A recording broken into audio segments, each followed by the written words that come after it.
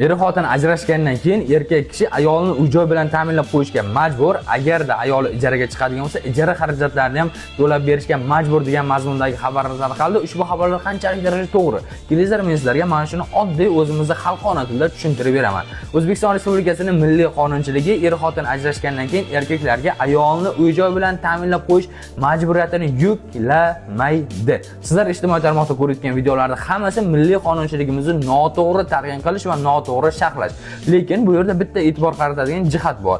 Mana bu kelin bo'lib tushgan uyda yashashiga agar kuyov qarshilik qiladigan bo'lsa, mana shu holatda ijara xarajatlarini kuyov bolaga to'lash majburiyati yuklatiladi. Ya'ni kelin bo'lib tushgan uydan chiqib ketganiga 6 oydan ko'p bo'lmagan muddat ichida sudga borib ariza beradi. Sud da'vosini qanoatlantiradi. Ijrochilar kelin bolani olib kelin bo'lib tushgan uyga olib kelganda, kuyov bola men bu ayol bilan yashamayman, bu uyda yashamasin deb qarshilik ko'rsatadigan bo'lsa, o'sha paytda kuyov bolaga ijara xarajatini to'lash majburiyati yuklatiladi. Agar kuyov bola xohlasa, bemalol kirib o'sha uyda yashaveradi. Bunda ham o'sha kelin bola ijaraga olgan uyini egasi bilan ijara shartnomasi tuzish kerak bo'ladi.